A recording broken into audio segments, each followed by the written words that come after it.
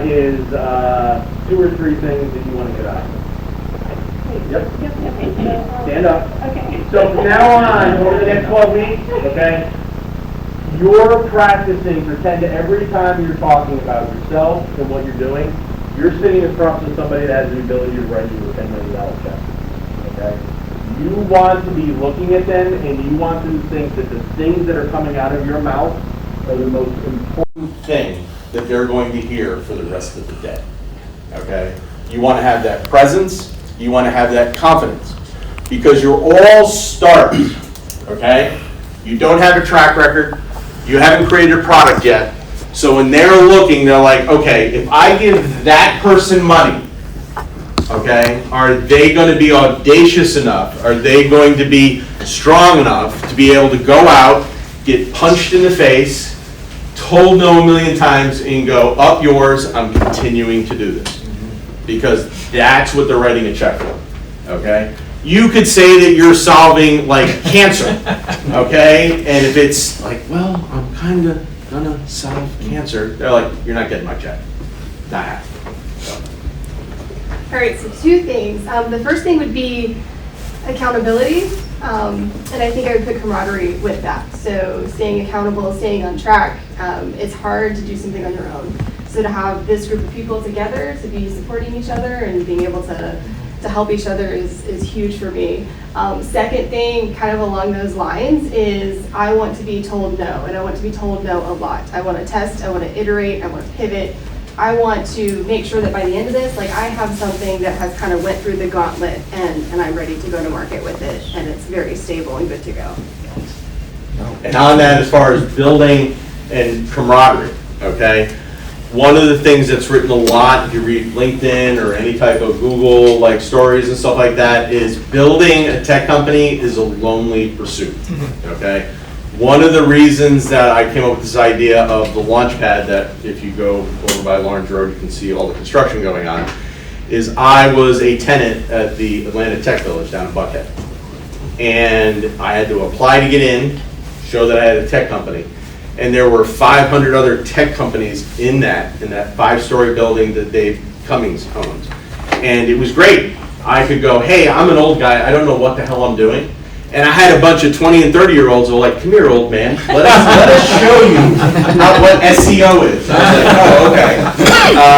It's like, no, put away the green ledger paper. Let me show you what the laptop is. I'm like, oh, okay. But, I mean, that was a huge part of it for me. And then every week when I would go down from Atlanta, pack up, drive 2.5 hours down, they would come up to me and they're like you said, accountability. They're like, oh, what'd you get done last week? I'm like, oh, well, it's great that you're asking me. And then I felt guilty if I would go down there and meet those guys and they were like, well, what did you get done last week? Or what did you learn? And I had nothing to share to them. So that motivated me when I was home to read more books over the last 4 months when I was building Tax Titans than I did in the 4 years that I was getting my accounting degree at Siena College. So it's a lot like having a gym partner. Yeah, I mean, this is one of the reasons why Silicon Valley is the way it is, because you walk outside and you can talk to 5 people about the problem you're having building your startup. And they probably have pretty good advice for you. One of them's probably been through the same thing. Here, it's the same. It's just that you probably don't know all those people most of the time in Greenville. You probably think, I'm the only guy building a company like this in Greenville. You're probably not. But it makes sense that you think that. You know what I mean? Until we put you all in this room together. And on that note, so Brandon has been part of RevTech Labs. I'm a graduate. He's been a mentor in that program up there. And he can tell you from his own experience as a mentor as far as what it's like with Dan Roselli and his crew. I mean, they have probably over 100 mentors. They pick the startups that they work with, so on and so forth, and they do a great job.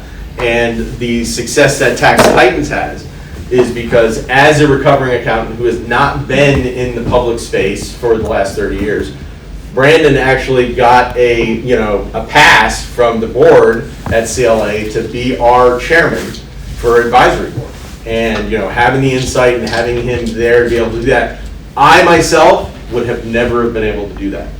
But my company, Tax Titans, was solving a problem that he joked around about. He's like, we meet every Wednesday with management and the talent shortage and everything that we're dealing with in accounting, and you're helping solve that problem, okay? So being able to just have a community that you can go to that you're like, hey, I want to help, okay? Joey, you've been in the entrepreneurial space for a while. Yes. long Joey time. literally builds things. Yeah. So what am I wanting out of this thing here? Yep. So what I know is it's not what you know, and it's not who you know, it's who knows you. That's right. Is the thing. And so I'm technically not a startup anymore. I've been doing this for 10 years. Successful, haven't quit. But the spot that I'm in now, what I found out is I've reached the limit of Joey. And it's only through partnerships and investments from other people and ideas from other people that I'm going to be able to take the mission and vision of what we have. We're a nonprofit, by the way, to a bigger spot. That's what I'm looking for. Can I share Yeah. something? So a few weeks ago, again, the community manager for Launchpad. I like to refer to myself as the chaos coordinator for Launchpad. Joey came in and I could just see from the look on your face. It had been a rough damn day, week, month, year, and he was like, can I just talk, sit, soak up? And I was like, absolutely, because that's what we're here for. I was like, if you need nothing more than to just be here, then be here. That is what this is about. That is what we are attempting to create, because I can tell you many times over the last 3 years where he was alone. And I was like, you know, as a spouse, like, what can I do? How can I? And he was like, there is nothing I can say or share that is going to resonate with you or you. And I'm sitting there seeing him suffer, but not knowing what the hell to do to try to help him fix it. Or if there's anything I can do to fix it, which I don't know if I fixed it for you, but I was like, be here, I'll listen. And, you know, he was like, well, this and that. And I said, yes, I know X person and this person. So it's that whole separation of 6, you know, and I don't know, or 6 degrees of Kevin Bacon for you younger people. It's so 4 now. Is it 4 degrees? It doesn't surprise me with interwebs and everything. So, I mean, but it's one of those, so everybody that you meet knows something that you don't. So it's one of those, talk, get it out. And it may, you see the light go off, whether it's your mentor, another person in the class, to say, yeah, I totally get that. Or, hey, have you tried this? Because if you don't ask, or if you don't vocalize it, how are you going to know? So. That's a good point. I So gotcha. what you guys are doing is hard, and it can be really stressful, and it might not work. You might have done it all for nothing. So one of the questions you need to answer for yourself, but a question that VCs will ask you, or investors will ask you a lot too, is why are you doing this? Everybody does need to be able to answer that question. Again, it's good to be able to answer for yourself, but also investors will ask you that because they want to hear something other than, well, I didn't want a day job, or oh, that's a really common answer actually when I ask people this. I've heard that. Or I want to make a lot of money. Actually, that one's not bad, but you need to have an answer that explains why you would keep going when it gets really hard, especially if you know that you could take your talents and go just get a job. You know what I mean? You do need to have an answer of like why I'm going to keep doing this, even when it's really hard, and I'm making way less money than I would if I just worked for somebody who'd already solved this business problem, you know, and stuff like that. And yeah, stressful, lonely. Yep. It's going to be a lot easier when you have other people to just talk to about it. And for Joey, one of the reasons that he was here is, so I've owned brick and mortar gaming stores for 27 years.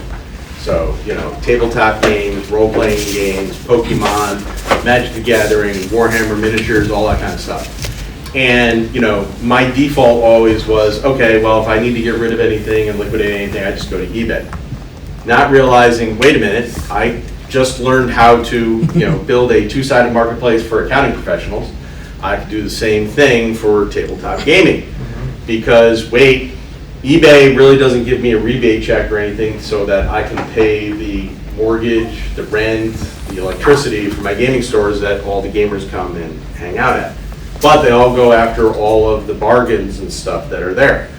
So when Joey comes to me and is like, we're looking for more revenue, I need to get more people involved, so on and so forth, my first thought was, well, you should come and be part of this incubator. There's no reason you can't create your own Etsy, because when I was at Synergy Mill and I was talking to Joey, he was like, yeah, it's great. I have people come in, learn how to make all these tools, all these great things, and they take them and then they sell them on Etsy. And then when they start to scale and get bigger and so on and so forth, then they buy their own tools and then they convert their garage and they don't pay monthly membership to me anymore and the customer is gone. So I'm like, well, you can keep them. It's the same problem that I had with the gaming stores. Create your own Etsy.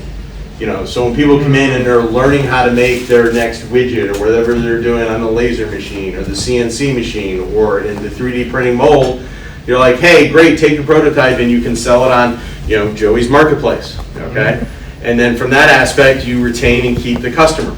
And it's like everything that I learned through Founder University, it's like, okay, you throw it out there, you see if it works, you see what doesn't work, then you churn it, you redo it, throw it back out there again, and kind of work, the whole flywheel thing.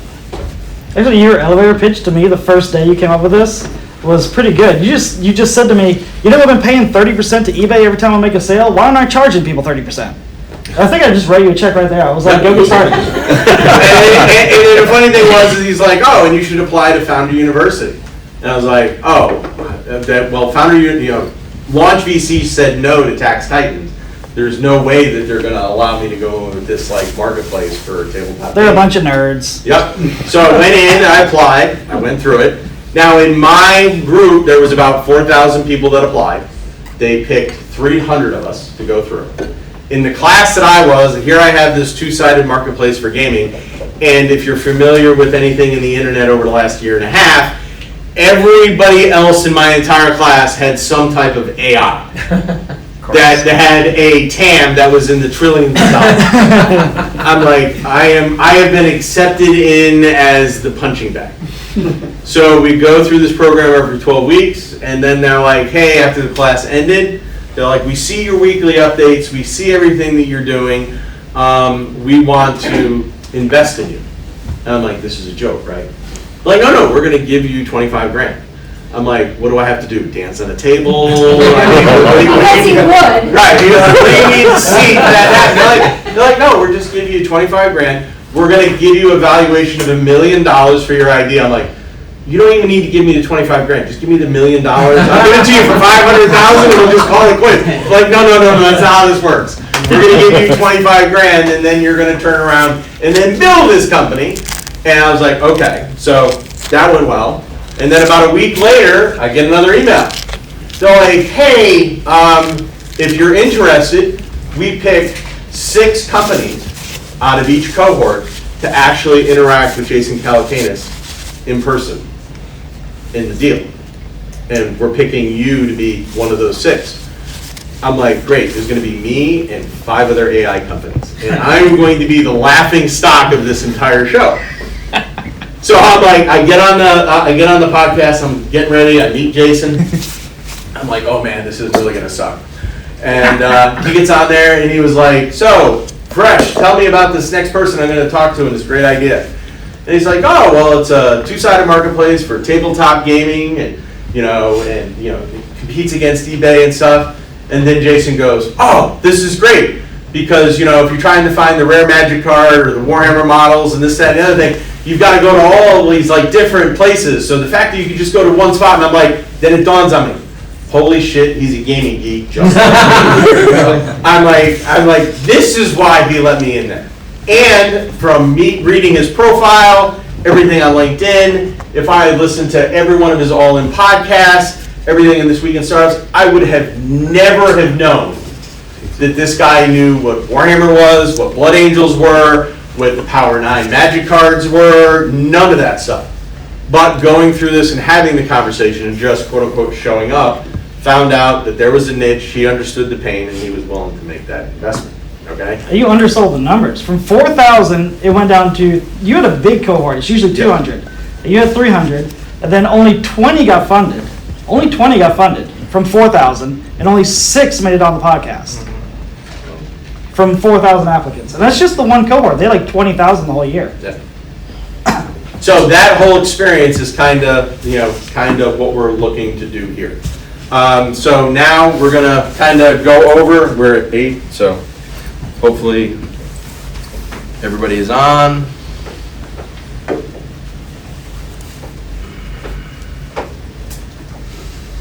So Blake is also probably the only person in this room who's been on a reality TV show. Oh, okay. So, We're going there, are we? imagine my surprise. I love The Real Housewives. I am happy to admit it. Sing it from the rooftops.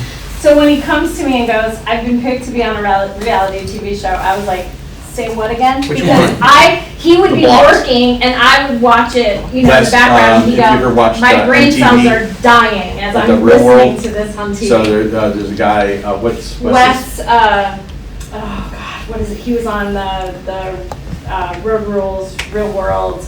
Wes, Anyways, so I got, so memorable. so I went to a, Bergerman.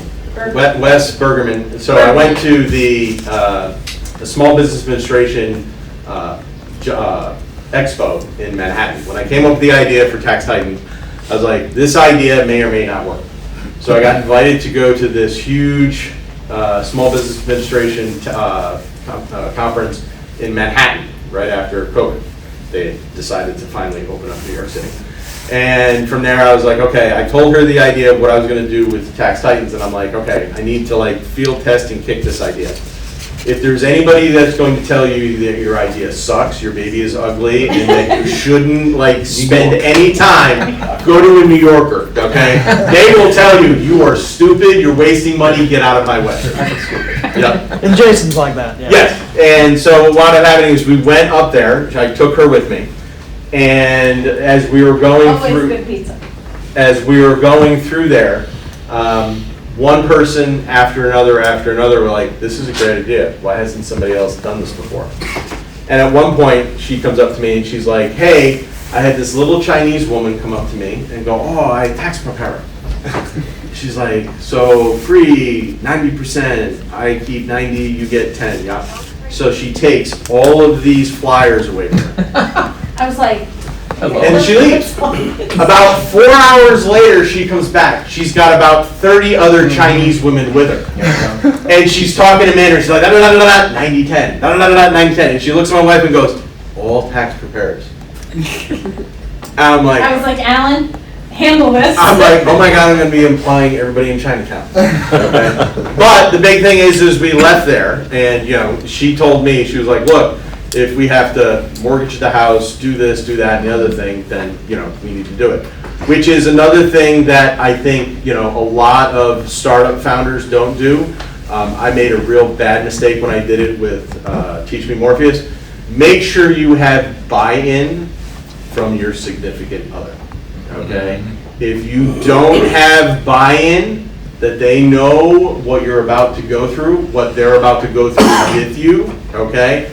It's the difference between having somebody in the foxhole that's shooting in the same direction as you versus being in the foxhole with somebody that's looking to shoot you so they can leave the foxhole. Can I speak to this for a second? So I'm going to be starting a podcast on that note called Spouses of Startups. Hey, you guys are really doing that? Yes, we Oh, are okay. really doing it because it's important for the people on the other side. Like I said, there's so many questions, so many things you don't know, so many things that you worry about. I am a worrier, that's what it's going to say on my tombstone. So talking to them, keeping that line of communication open is very important going forward because, the relationship is one thing, your family, like your life, this is something on a level that you are taking on that, a lot of times it's going to be tough. And, your significant other is going to want to help and they're not going to know how. Can you maybe sit over here and kind of just do that in the mouse so it doesn't? Yeah. All right, so I'm going to go over real quick. So everything that I'm going to show you on the screen, we're always going to be 1 week behind, so to speak. So when I say week 1, okay, this is the stuff that you guys should be doing in the app over this next week because we're going to cover it when we meet again next week, okay? So everybody, the mentors and the founders have access to the Founder University app, okay? This app, literally, as Jeff and Abe can tell you, is a carbon copy of Founder University, okay? With our branding on it, but all of the stuff, all the material in there is directly from the same stuff that Abe and myself went through at Founder University. from this aspect, you're able to go in, and if you click on each one of the areas, okay, it basically shows you. So don't click on anything yet. I'm not clicking. Okay.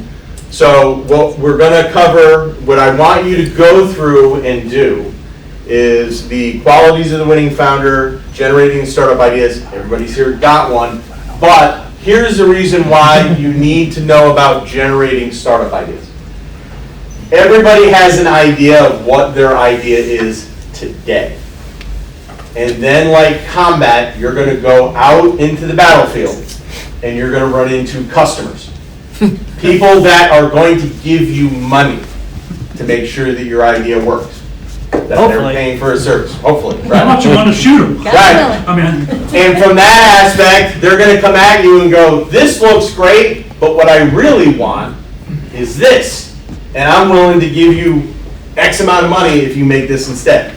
And then as an entrepreneur, you go, all right, you do, as they say in Friends, pivot. Okay? Pivot, all right? So that's one of the reasons that I want you to go through that. Protecting your intellectual property, okay? This one I'll kind of joke around about. When I first started Tax Titans, I was like, oh my God, someone's going to steal my idea. Oh my God, someone's going to steal my idea. The NDA here, NDA there. Look, nobody says to sign an NDA. Unless you like have the cure for cancer, okay? This shit is hard, okay? This will probably be the hardest thing that you ever do, okay? I went through Ranger School, okay? That was not as hard as trying to build a tech startup, okay? I was like, oh, I gotta run 15 miles, have people shoot at me? That's easy, okay? Having 150 VCs tell me no and why it sucks, that's a whole nother, ballgame. So from that aspect, don't worry so much about your intellectual property, okay? And you'll kind of go through that. And it is possible, even with a tech company, to get a patent on what you've made. We have one at Tax Titans. The reason that we have that is as we went through it, the people at the AICPA that write all the rules for accounting and the IRS and all that kind of stuff said, wow, nobody's ever done anything like this before. And our patent attorney was like, oh, great, that's nice. We can now get this patented.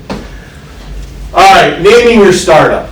I cannot tell you the number of people that I have talked to in various communities, whether it be fintech or sport tech, that have a name for a company, and I'm like, what the hell does that mean?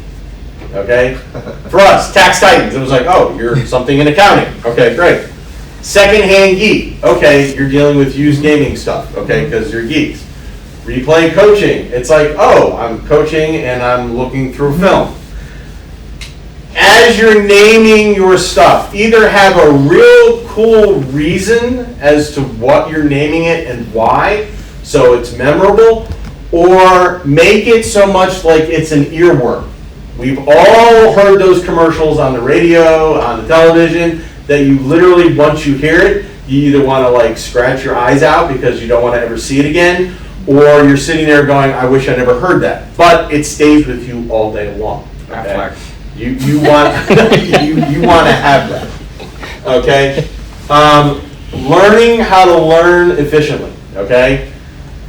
So for all of the more seasoned individuals in this room, okay, we know that we don't know what we don't know. The biggest people that I saw over the last 3 years on this journey that I've been on is the 20-somethings. They're like, oh, I already know all that. I don't need to know anything else. I teach teenagers on a daily basis, and the teenagers that say, I know everything, and then their parents are like, they're always telling me that they know everything. I'm like, good, move out of the house while you still know everything, and I can stop supporting you, okay? There is so much, especially with AI, that is currently going down the pipe. I had a meeting 2 weeks ago with the new person hired by the state of South Carolina, works for the governor out of Washington, D.C., who is the guy in charge of AI for the entire state of South Carolina. And we had the meeting with him, me, Dan Rundle, and a couple other folks here in Greenville. The people that were in attendance in the meeting was not the mayor, was not Next, wasn't SCRA. It was literally people who are building companies here in the area and using AI. And when we were talking about models and what to learn and what to know, the guy literally said to us, he goes, don't learn anything except how to do it and how to understand it, because there's no standard yet. And it literally changes every day. And I was like, huh, good to know, okay? So from that aspect, learning how to learn becomes very important, okay? So if you're somebody that's like, oh, I don't like to learn new things, stop now. Save yourself the heartache. Go get a job for somebody else, learn a standard operating procedure, and just do the same thing 24/7. If you like new challenges, if you like to challenge yourself, you like to learn new things, you like to be at the leading edge of something, then yes, by all means, being a tech entrepreneur is right up your alley. Starting with limited resources. Okay, I joke around. I was a poor fencing retired coach before I started the whole thing at Tax Titans. Okay, I am a guy that basically, has lived on basically about 20 grand a year for the last decade. Okay, I have listened to founders that go to Silicon Valley, down in Atlanta, like, oh, I'm going to start my tech startup. I need to be making at least, 100 grand. And the VCs and the people looking at them writing a check are like, no, I'm not writing, a check for $1 million knowing that you're putting 100,000 into your pocket. I've seen decks with that, right? Somebody listed CEO pay $100,000 in their deck. Yeah, and we were all like, well, wait, you're hiring an outside CEO? And there was, no, that's my pay. And we were like, no, you paid yourself in 80% of the company's equity. That's your pay. Is like billions of dollars if this works out and nothing if it doesn't. And when I first met William and was trying to convince him to invest in Tax Titans, he's like, one of his questions, so how much are you making as the CEO of Tax Titans? I'm like, I'm not making anything. I'm trying to build this company. I beat kids with metal sticks that puts food on my table. I'm like, I'm hoping this thing grows, and then maybe I can exit, sell to H&R Block or Intuit, and if it gets to the point where it grows, then I can collect the salary. He was like, so you're not making anything? No. Okay, here's your check. Okay, that's a big thing. Okay, at least in my experience, you might run into somebody. So as you as an individual, and this gets back to with your significant other, the amount of time and effort and the amount of money that it's going to take. Okay, make sure that you have a budget. If you're somebody that's never put a budget together and lived on a budget, you better start learning how to do that. Okay, so from that aspect.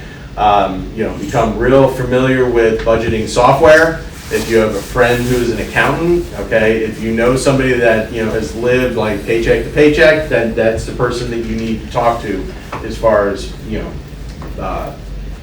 counting pennies and making sure that you can scrape all of the quarters out of the couch cushions in order to pay your bills. And just to be clear, because people ask me this, as investors, we don't actually expect you to never pay yourself.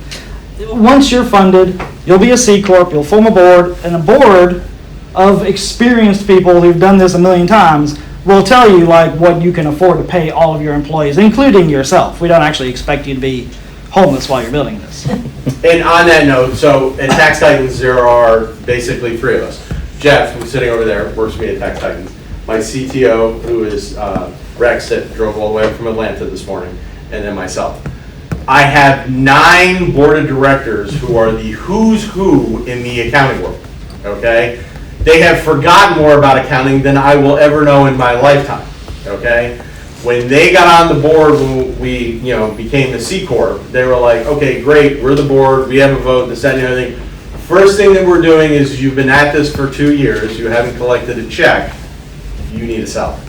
I'm like, no. This has gone so far now, we don't want you going anywhere. You need to at least collect a minimal salary. I was like, okay, great. And I looked at my wife like, I'm actually going to get paid now. She was like, great, and I don't have to tell you to quit. And every board of directors meeting, I'll go, how did it go? And he goes, I get to keep my job. 30 days. And I joke around because as a fencing instructor, I have all of these students. I have all these parents who pay me monthly, and I tell the parents, we don't have contracts. And they're like, well, why don't you have contracts? I'm like, well, if your son or daughter isn't happy or you're not happy as a customer, then you will fire me and then you'll go do something else. I don't tell them that the reason I don't have contracts is if you're a pain in the ass and your child is a pain in the ass, I'm like, there's the door. But from that aspect, I go around, the only guy that I know that, you know, I get rehired every 30 days, okay? And you as founders, as you're building your companies and you're looking for outside help, churn rate you'll hear about. You know, you're somebody that literally lives and dies, and your enterprise, your ugly baby, is based on you retaining those customers and then them being your cheerleaders and telling people, hey, this is a really great idea. It solves my problem. You have the same problem. Why don't you use the software as well? Okay? So you want to take your customers and you want to turn them into recruiters for you. Okay? So when we started Secondhand Geek, okay, with Founder University, I had about 100 people using the platform. Then we were like, all right, turned it out into the wild, and then we had 500. In what, a little over a year and a half now, we have over 2,500 people using the platform, okay? And literally we're gaining about 50 to 100 every week, okay? Because everybody's like, well, I can give eBay 30% of my money, or I can use this platform that's only for geeks and only give up 10% of my money. So you want people to have that same effect with what you're making, okay? You are one person. You can only have so many conversations a day, okay? I had one conversation with one person about this idea, and all of you are here, okay? And then the idea is hopefully you'll leave here and go, hey, there's this huge movement in Greenville, okay? It's going to become a tech hub. It's going to be a place where ideas are coming out. So people like William tell his network of people who have money, they're like, hey, I want my money to make more money for me. And they turn around and they go, okay, here you go. So You've met with a bunch of VCs who do have $100 million portfolios and $1 billion portfolios. And Charles, you're with the New York. Oh, sure. HBS, one of the Angels. Yep. Of New York. It's one of the largest in the Northeast. Yep. So he's here, he's one of the mentors. So, you know, he grew up in Greenville, and I thought I travel a lot. This gentleman's in Greenville 2 days a week, in New York City a couple days a week, and he goes back and forth, back and forth, back and forth. So knowing that we have this, and he is another person that basically confirmed what we were doing, because he said to me, he goes, I run into a lot of people in New York City who have money. Shocker. And they're like, hey, I'd like to invest in things. You know, you tell us all about Greenville and how Greenville's a great place. You know, I'd like to invest in something in Greenville. And his whole thing when he met with me a couple weeks ago is, we have no place to send these people. We have no contact for them to go, hey, this is the next Uber, the Airbnb, the next Tax Titans. You know, so the more we do this and the more that we create these relationships, the more that everything that everybody's doing here has the opportunity to be successful. Nobody's guaranteed success, but I at least want to guarantee everybody in the Greenville area to have the same opportunity. So, And just to add a little clarification, Yep. the pay scale he's talking about is really in seed round. Yep. You're hurtling towards, you're probably a couple years away from your Series A. Yep. If you guys do a Series A.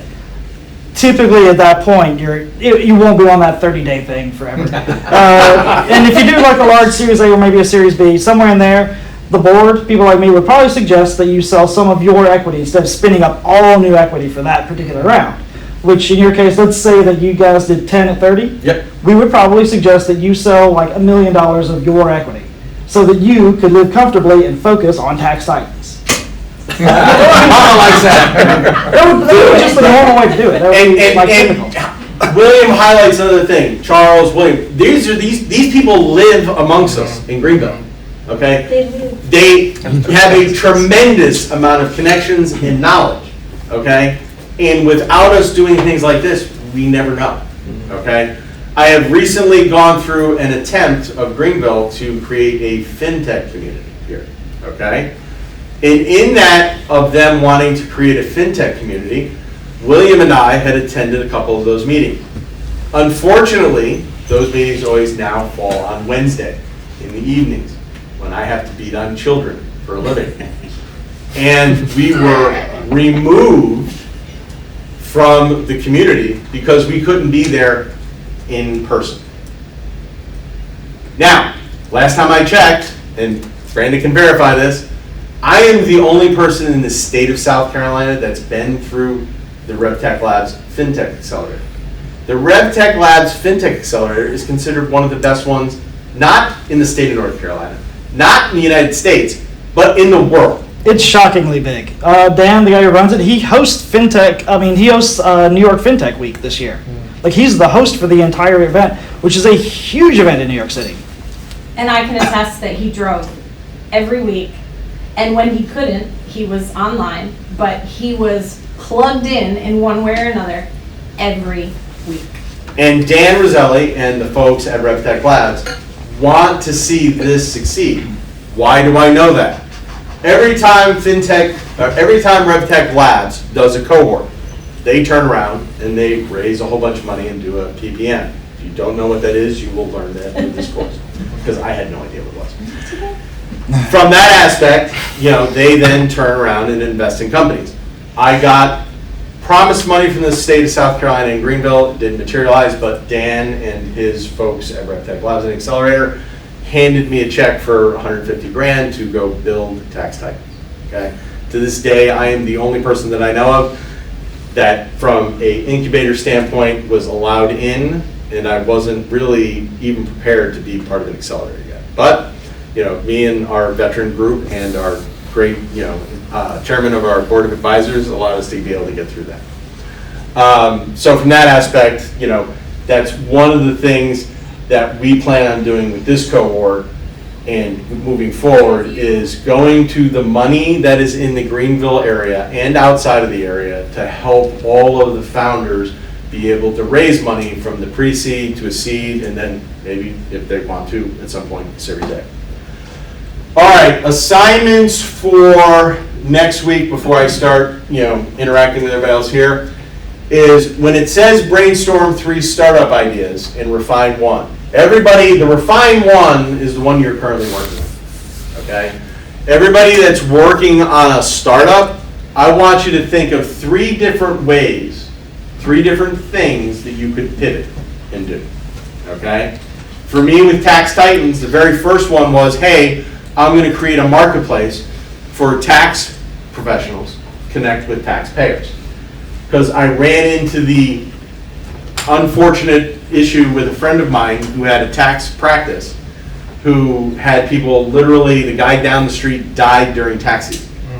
People were coming into the office with their folder. They're like, hey, do you people do taxes? We're like, yeah.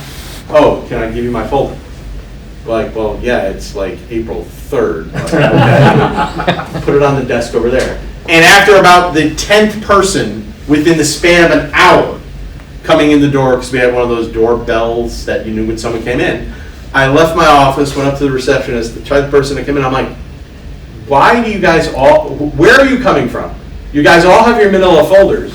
It's April 3rd. They're like, yeah, Mr. Smith down the street? Yeah, he's got an accounting practice down there. Yeah, he died yesterday. I was like, oh, damn. So his wife called us and said, you're on the to-do pile. You need to come get it. And they were like, I got in the car, I looked at my wife, and I'm like, okay, we still have to get our taxes done. How do we find an accountant? And they're Where like, do we find a phone book? Yeah, it's like, there's no more phone books. Phone books? I'm like, Google, find an accountant near me. How do we vet and qualify? I was like, holy crap. And then I went to, my buddy, I was like, is there any type of marketplace or anything like that exists? And he was like, no. I was like, oh, okay, how is that possible? Amazon can have any product on my doorstep in 24 hours. We've been paying taxes for 122 years. How is there not a thing that you can find an accountant to go do my stuff? So that was our first, hey, we're going to launch and do that. And Brandon helped us make that. And then I put it out into the market. And then the people that know more about accounting than I'll ever know, a gentleman by the name of Phil Whitman, who is on our board of directors, is the #1 M&A consolidator of all the large accounting firms, the Baker Tillys, the E&Ys and stuff of the world, said, you're going about this all the wrong way. I was like, okay, show me your wisdom. He was like, what you need to do is find a way to allow the big accounting firms to get rid of all of their unwanted children. They literally have thousands of them. And as one of the managers of CLA, am I telling the truth? I would say maybe a little differently. But there are always situations where there is a better option. Right. So from that aspect, it's like, hey, I have a bunch of clients that I would love to find a new home, give them a soft landing. And the problem that's existing now in the accounting world is it used to be you pick up the phone or you send an email and go, hey, I'm sending you a new client. And that local accounting firm would have been like, great, love to work with them. Now what happens is they send them an email and go, hey, I'm sending you somebody else. They're like, I'm not taking any new clients. I'm full. And they're like, oh, well, we're now working at the same. In the accounting world, everything is in that little geographic zone. People that you meet in the chamber, people that a BNI group. So somebody in Charlotte that's looking to get rid of, say, 100 clients doesn't know that there's a guy that just left E&Y that's been there for 10 years and has decided to hang his own shingle, and he's in Amarillo, Texas. And he would love to be able to take care of those people and would do a great job. But he's got no way to know that somebody in Charlotte's looking to offload all those clients. So we then built the enterprise bridge. But the unfortunate thing for me is I already spent all my money with the wonderful folks at Worthwhile to build the marketplace. So now it's like, oh, well, I want to build this enterprise bridge. Yep, all these coding people are not going to work for free. I wish they would, but they don't. So it was like, okay, now I have to raise money in order to pivot and do that. So each one of you, I want you to put on your imaginary hat over the next week and go, okay, if this idea doesn't work, or if it works and presents another opportunity, what would that opportunity be? Where in that problem that I'm solving could there be another market or another need that the people that I'm serving could wind up needing, if that makes sense. It doesn't always have to be as drastic as this. Something that's really common that we see all the time is most of you are probably going to start with a problem. Not everybody, but most of the time you're going to start with a problem, right? And then you're going to come up with a solution to the problem. That's cool, but it's not always good enough. You need to come up with the solution everybody actually wants to use. You know what I mean? You could come up with something that absolutely solves the problem, but if it has to fight the inertia of people having not done anything and now you're asking them to do something, they may just not do it, even if it does solve the problem. So yeah, you got to think of, you want to be prepared for people to be like, great solution, I'm not using it, and come up with something that's more streamlined for everybody to just jump on. Yours was just a whole new product. Right. Which is a little more drastic, but then, and yours was also because you were like, wait, this will be way more valuable with the new product. It wasn't like no one will use it without this. It was just like, this will be double the size of the company. Right. And for us, the biggest problem that I had wasn't creating the solution. It wasn't making the code. If somebody had told me 3 years ago the obstacle that I had was going to be trying to take the accounting profession, the people that are the least technical, least risk-taking, most conservative of any industry you will ever find, and try to get them to embrace new technology, okay, then, I would have been like, okay, I'm going to stop. I'm not going to do this, okay? Because these people, if they could still be using an abacus and green ledger paper, they would be, okay? They take a look at any type of technology and go, yeah, I don't want to learn it. I don't need it. I'll do it manually on my own. And I'm not going to delegate it to somebody else because they're going to screw it up, and I'll do it all by myself. Okay? And unfortunately, 75% of the accounting profession have been trying to retire for the last 10 years. Okay? So they really, really don't want to learn anything new. And that's like what we wind up facing on a daily basis. Each one of you is going to have your own hurdles getting someone to adopt what you're doing. Now, in that instance, what I tell a lot of people is the biggest obstacle that you have is you're taking somebody else's cheese. If you're somebody solving a problem or providing a service, somebody else is already doing that in some other capacity. And for someone to use yours versus theirs, they're going to fight you tooth and nail. For me, it's the folks at like Intuit and H&R Block, okay? and the local accounting firms that are like, oh no, I'm protecting my own, okay? There are over 2,000 accounting firms for sale today that can't find buyers. You'd think it'd be very easy for me to convince them, hey, just use our platform, you can sell your, practice virtually. But I still have to overcome all those things. You guys are gonna have to do the same. All right, the last thing for your assignments for next week is your startup name and its availability, okay? I had no idea that I could go on GoDaddy and go, hey, I want to see if this is available. And then it would offer me all these different options. And Rex can tell you, because when he came on as my CTO, he went to the GoDaddy account and he was like, oh my God, you have like 150 domains registered. What the hell did you do? Yeah, we all do. I was like, well, I really didn't know what I was going to name this or come on, so that's where I, went to. And he's like, okay, let these all expire, please. Let these just all go away. I was like, okay, great. So for each one of you, one of the things that you have is when you come up with a name and you go to your friends and family, they think you're the person and they don't want to hurt your feelings. So you're going to go, what do you think of this name? And they're going, oh, it's the greatest thing since sliced bread. The people in this room and your mentors all got a Loom video from me, and I told them to be brutally honest with you, okay? So William is a perfect example of someone who is brutally honest. 2 months ago, Mayor White was at a room just like this, talking about fintechs, and everybody in the room had to say one actionable item that was going to help Greenville become a fintech startup hub. And they went around the room and everybody said who they were, what they were doing, and one actionable item.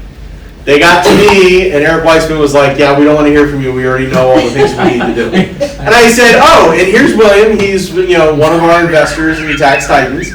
And love to have him tell you, he's got investments in like over 100 startups, does all this stuff with Launch VC, Southeast Rep, so on and so forth. And William said, he says, I've listened to everybody's ideas and all the actionable items that are there. And these are the stupidest ideas I've ever heard. And I was like, oh my God, I thought I was the asshole. I thought I was going to apologize for him, actually. But Right, yeah. And he goes, no one is going to move to Greenville just because of your damn waterfall. Mayor White was literally sitting right next to me. No disrespect intended, Mayor White. Me and my wife and my kid, we love the waterfall. But that's not going to make anybody move to Greenville. it's not how you get a corporate headquarters to Yeah. move. It's how you get a guy to move, and that's very different from what they were trying to do. So the point is, everybody in this room, when you come up with the idea, and like Cassandra was saying earlier, we are going to be brutally honest with you. We're like, this sucks. You need to do it this way. Because the pain and suffering of your own, cohort group telling you that is great. And, we have the one man in the room who will literally give you the most colorful description of why your shit doesn't work, okay? Have you ever watched American Idol when these kids get up to sing and they're like, I'm the best thing since sliced bread, and then the team is sitting there and they're like, where did this person, it's good for TV. They're not meant to, it's like, your mom loves you, but. But she doesn't. Bless your heart, that's what we Yeah, say. bless your heart. Bless your heart. So that's kind of how it's going to go each week. When we get here, the time from 7 to 8 is for us to informally be able to talk to other people, bounce ideas off of, be able to talk to them where it's a dedicated time for you to be able to work on your problems, get validation of what you're doing. The reason I say that and the reason I want to do that from 7 to 8, everybody in this room has got other responsibilities in their lives, whether it be spouses, work, so on and so forth. Very few moments during the day do you have the ability to work on you. Your product and what you're working on is you, okay? So it's an isolated time for you to be able to go, hey, what do you think of this? What do I need to do? What do you give me as far as advice? Then from 8 to 9, we're going to go over basically the items that is listed in your community app. So on the community app, over to the right, or left, I'm sorry, on the dashboard, you have all of the items that are in the lessons.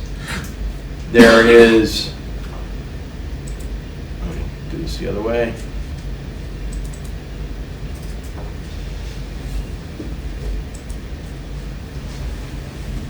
You'll have all of these sections that you can go through. And it's got all of the information that's there. Now, everything that is in Founder University you're going through is basically 15 years of content that they've been doing and consolidated into one concentrated area. It probably took me 200-300 hours to go through all of this stuff on my own, okay? And some of the stuff for me was a refresher, having been an entrepreneur and doing stuff for the last 30 years for brick and mortar. Some of the stuff I was like, wow, never even heard of that, and didn't even think of it, okay? Abe, same thing, okay? When he went through it, some of the stuff he was like, yeah, I already know this stuff, this other stuff was great. One thing that I will tell you that we don't have on here that the wonderful folks at Worthwhile and Rex and people that I know in the programming space are going to develop that's not on here is there is nothing on here about AI. And for good reason, okay? The last couple of years is kind of AI, as everybody is kind of, where's it all going, what is it doing? So we're going to basically consolidate and put the one module on there. Now, the other thing that I am asking in a request from you guys is as you're going through the app and you're going through the community, as you come up with questions, as you come up with, hey, I saw a YouTube video, or I saw an article, and I think that this covered it better than what they had there, let us know, okay? This is the off-the-shelf suit, so to speak, off-the-shelf clothing. We are going to try to tailor it and cut it down. Yes? A couple of points about the term thing. First of all, there's a section up at the top called Start Here. And in that section, there is a pacing guide, right? We're working on that a lot. So that actually will help you understand the best possible sequence, because if you just go to the courses, there's 5 modules with 80 courses, right? But if you follow the pacing guide, it'll tell you what each week you should focus on. So start there. Secondly is that in one of the virtual connections this morning, someone said, hey, couldn't we just turn on email because I don't always have my circle path? The answer is yes, it's already enabled. You can go set it yourself, what kind of messages you want to receive. 3, I strongly recommend you download the app, both on your laptop and on the phone. The mobile app is awesome. And let's see, if you get stuck at all when you're navigating the content, go back to the content pacing guide, make sure you're following that sequence. There's lots of ways in, but we want to keep you focused on what we're packaging each week. Thanks. All right, and stand up for a second. So Blake Hockey, my West Point child, is going to be my assistant instructor for the next 12 weeks, okay? One of the things that I'd like to say is I realized about a month ago life happens. A friend of mine, who's also a US vet, Simon Carmarkle, okay, had a company called Tax Wiz or Tax Refund, Moss Refund. And from that aspect, we went to South by Southwest together because he was picked to pitch there. And it was an awesome pitch. He was very excited. And unfortunately, Wednesday morning, he passed away while we were out there. So you never know when God's going to say, hey, your time here is done. And off you go. So I'm your new partner now? I mean, Yep. Didn't work out for the other guys. So Blake also went through Founder University with me at Secondhand Geek. So over the next 12 weeks, he is going to be working with me as well to go over the content, add stuff, so on and so forth.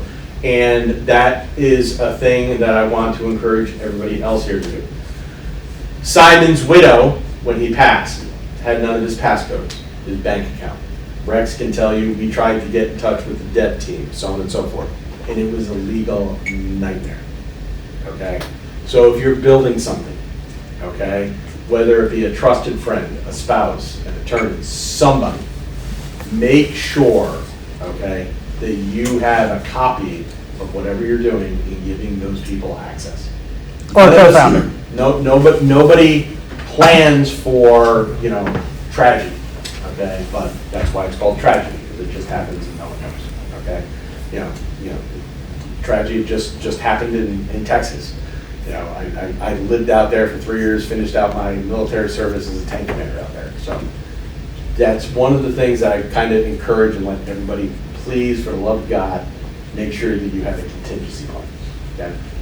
All right, so now we're going to go into what I call the lightning round. Okay, the founders that are here, you're going to get up, come up here, turn around to all those people, pretend everybody in this room has got the ability to write you a check for $10 million. You've got 1 minute to concisely tell them who you are, what your idea is, and what you need from this group. And you got 1 minute to do it. All right, who wants to go first? Oliver. Oh, wow. You've been voluntold. Come on up, voluntold. That's good. So the three things were, Who you are, what your solution is, and what you want from the group. And you got 1 minute. Okay, my name is Oliver Wallace. I'm creating an app called Heirloom. My mom passed away in 2017, and then somebody walked up to me today with a brick of gold and said, you can have this brick of gold or this 30-minute message from your mom from beyond the grave. I would 100% take the message from my mom, but I can't. She died suddenly. If we had planned ahead, right, like if we had Heirloom, then I would have all this in a family vault of legacy that not only I can access, but my dad could access it, my brother could access it, my cousins could access it if they wanted to, and we'd have these memories preserved forever, right? And so my children can hear the stories straight from my mom's mouth of like, what was her best memory? Where did she grow up? What was her biggest struggle? All of these things that we want to know, that I want to know, that are now gone, my kids could also know, and their kids could know. And so we're not just preserving one story, we're preserving the legacy of families all across the world. The best part about it is it's not just for one family, right? So you have estate planners, you have financial advisors, and if you have any sort of wealth in your life, then you want to manage your money and you want to manage your estate, right? So Heirloom actually would be able to be private labeled for these companies, estate planners and financial advisors, so that they can actually use this as a tool for their clients to not only preserve their legacy and their estate, or their money and their estate, but also their family legacy. Wow, right on. Very good. Go. What are you looking for? All right, what are you looking for? $10 million. All right. Give him a hand. Say something real quick?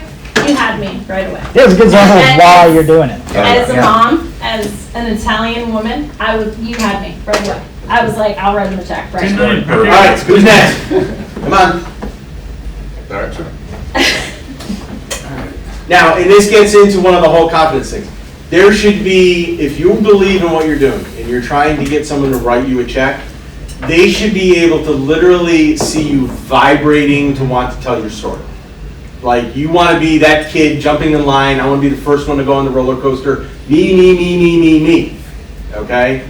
If you're kind of sitting in the back, you're fried, you're shy, you don't want to get up there, then they're going to be like, okay, well, how is this person going to interact with, say, a national association or somebody they're trying to get in mass to be able to sign up and use whatever their solution is, okay?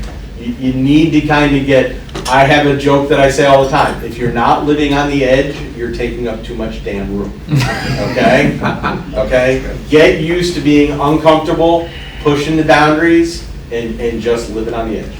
Or vibrating. Yeah, vibrate, there you go. Chad Hensel, company name to be determined. Speaking of intellectual property, literally last night found out the company name I wanted was already taken, so can't do that. But basically we're creating a solution that allows job seekers to get interview practice. Because what we're finding is, people are sending out tons of resumes, tons of applications. On those few times they do get a call, people just get nervous on Zoom, especially if you haven't done it in a long time. I had a terrible job hunting experience a couple of years ago. I thought it was me. Like, I spent months unemployed, hundreds of applications, dozens of interviews, get the same questions over and over again, or similar enough functions. I just didn't get anything. I got ghosted a lot, and I was like, okay, I need to practice. So I kind of created my own solution to get through it, and it worked really well. My wife did the same thing. She wanted to change jobs. I said, hey, this worked for me. Let's try it for you. Literally first out of the gate, I was like, okay, there's probably something here. So taking that and kind of making it scalable and kind of really getting ramped up. What I'm looking for from the group is connections and a network. If it were up to me, I'd still be in my garage, just building away, toiling in obscurity. But I know that I need help on the technical side and the marketing side to actually get this out in front of people and get them to How start much using money it. are you looking for? Yeah, right now we're looking for about 250,000, just a nice little seed round to kind of get moving, and that's about it real quick. It's almost like an AA meeting. All right. Joey. All right. Up front, right? Yep. All right. I'm Joey Loman. I'm an entrepreneur and inventor, and I found out that there's a whole lot of other people around town that need access to tools and an opportunity to make things. Makers who are making or inventing or producing small manufacturing things. Well, what I found out was that there's a lot of those folk. And so what we did is we started a company called Synergy Mill, and the purpose of that company is to establish maker spaces and tool workshops where people can come in and actually make hard tech things. It's not a soft tech company, it's more towards hard tech and inventing things. Bring manufacturing back, open up opportunities and workforce development for kids and for other people who want to learn stuff. And what's the other thing? What do you want from the group? What am I looking for? So we're a nonprofit because we are moving towards being a nest or a launchpad or an incubator. So the opportunity is, as a sponsor, do you want to impact the community? Do you want to help develop startups? We've kicked out about 15 startups so far. And we're looking for monies to establish and maintain maker spaces around town. Thank you. We're gonna have like 3D printers. Jeffrey. We got a bunch. Oh, that's crazy. All right. Jeffrey. Well, my name is Jeff Trump. Currently, the name for my app is going to be GeoPlayer, but I got a feeling that's going to change right here in a few weeks. 15 years ago, we created, my son wanted to play Pokemon.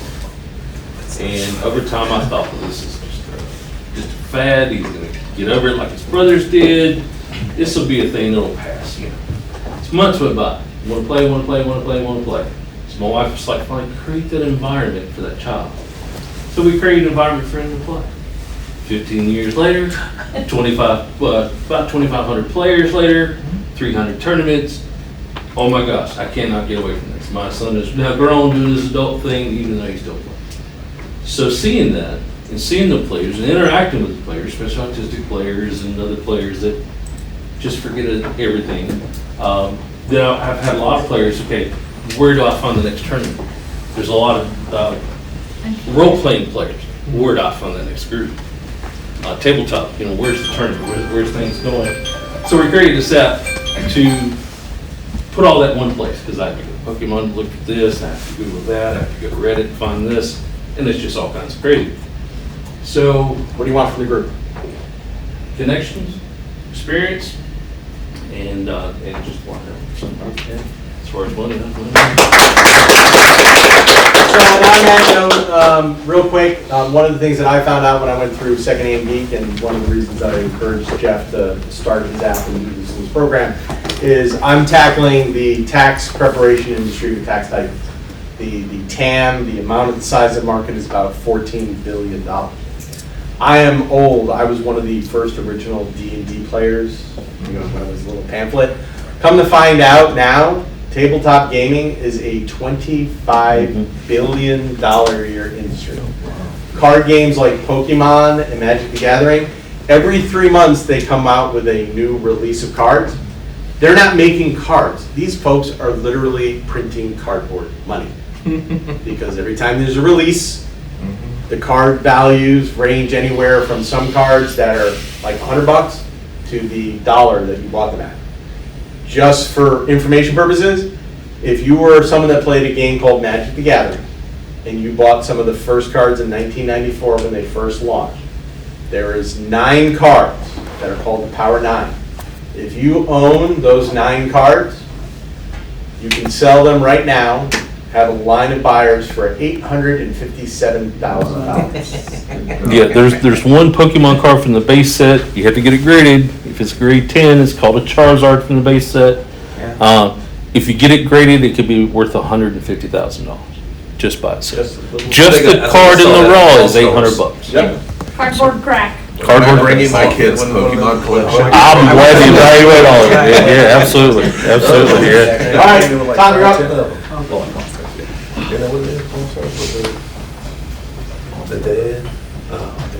So my name is Tom Brown. I'm starting a company called Am I Compliant?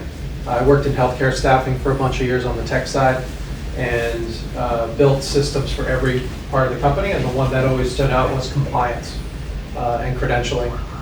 To work in a hospital in the United States, you have to have upwards of 30 to 50 documents, depending on what the facility is, what they need.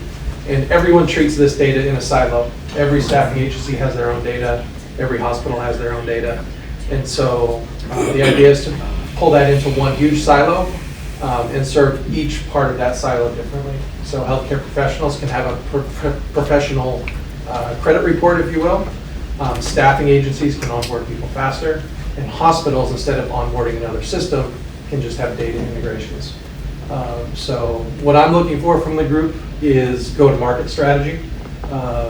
We have 3 very different angles we can take, and so how to do all those at the same time. And then network, mentoring, and hopefully finance. There you go.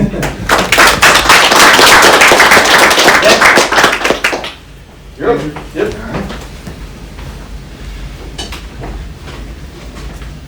What's up, guys? I'm Andrew Farrow. As I mentioned, I'm from Charleston, South Carolina. I grew up as the son of a high school administrator. She's been a guidance director for literally 30 years at the high school across the street from my neighborhood.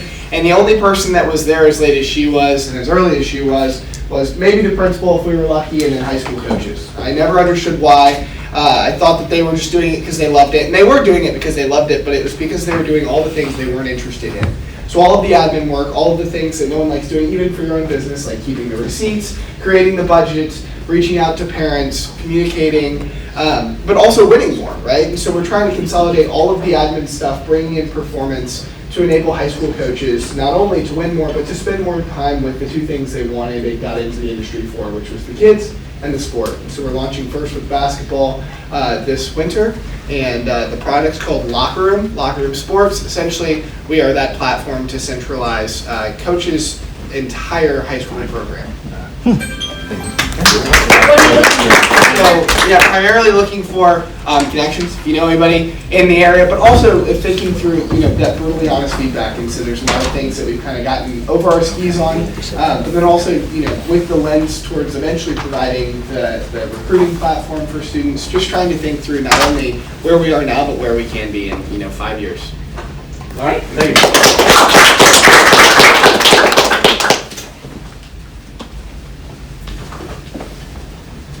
My name is Archie Valdez, co-founder of Casual Games. We are making family-friendly guys. Product placement. Very good. That's the way to do it. So if you don't know me by now, it's all right. You know me a year, 2 years from now. I think I'll be the next fucking guy who's like the Mario kind of guy. Like, oh, he created Mario. I think I'll be that guy. If you're not in it now, I think you're gonna regret it later.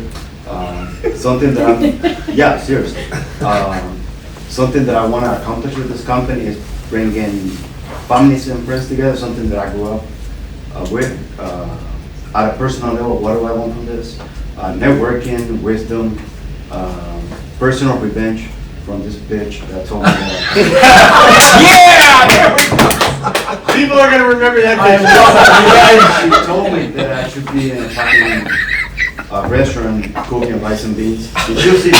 Yeah. She'll see me, so that was me. Oh, that's a good one. I think it's called an elevator threat. Yeah. So it's the saltiness that drives you. There's a VC firm in Chattanooga, I forget the name of it. They said that the general partner for the VC firm says, he looks for 3 things in a startup: a good idea, a dedicated founder, and one that has a chip on his shoulder. So you are definitely not.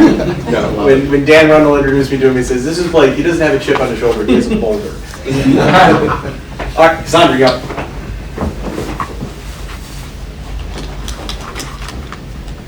Hi everyone, I'm Cassandra Ledford, and I fundamentally believe that everyone knows someone worth knowing.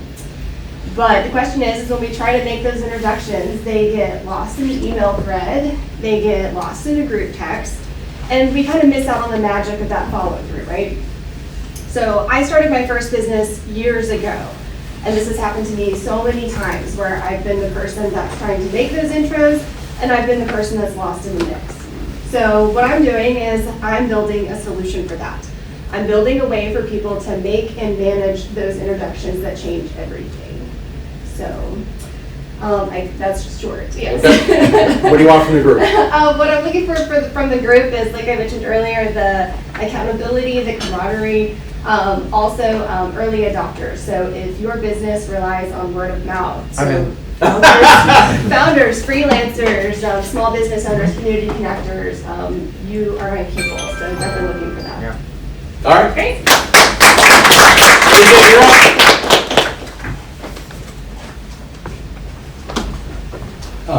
Hi everyone, I'm AJ Cherian. I'm working on Catallead, which is a lead generation platform. So my dad is an entrepreneur, and he was building his business while I was growing up, and I always wanted to be like him, right? So I started out young, I'm still young, but very young, trying to build my first business and get into it. And the hardest part is always lead generation for me. You can know how to do something, but you're always competing with so many people, right? Now I work in the agency space. I'm a managing partner at a marketing agency, and we're 20 years old, and it's still super hard to find clients, right? So this is supposed to be a plug-and-play lead generation platform. We're working on building it. It'll integrate with LinkedIn, reach out to people automatically, and help you keep up with those leads. And yeah, it should be as easy as filling out a contact form for a founder. And yeah, that's what we're building. Looking for connections, wisdom from the older and wiser, and also $250,000.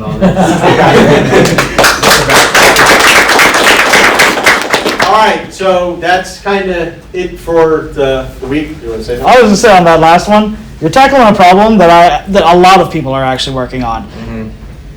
And it's competitive. That's a crowded space. But if you solve it, if your company is the one, that's a $50 billion company. It's going to be a huge company. But yeah, it's a problem that a lot of people are trying to fix. All right, two things real quick, and then I'll let everybody go. You don't have to leave. You can talk amongst yourselves. To the Launchpad, if you do have a company, you're looking to register, have a business address, and be able to take the tax advantage of an opportunity zone, which just went through the big, beautiful bill that is now permanent. Talk to either Nathan here. He is kind of our general manager for the Launchpad physical facility. And then secondly, if you're looking to make money, you have a product, you're looking to raise in an angel flow exchange, they have created a two-sided marketplace for investors and people who have startup ideas. And William is onboarding people into the VFX platform and stuff as well. So that's kind of it for now. We have the 6 other people that are part of the cohort that joined us virtually today. So for those people, they will be either here next week to say what they're doing or be on the screen. We were running into difficulties to have them be able to pitch and talk to everybody up there. Anybody have any questions for me?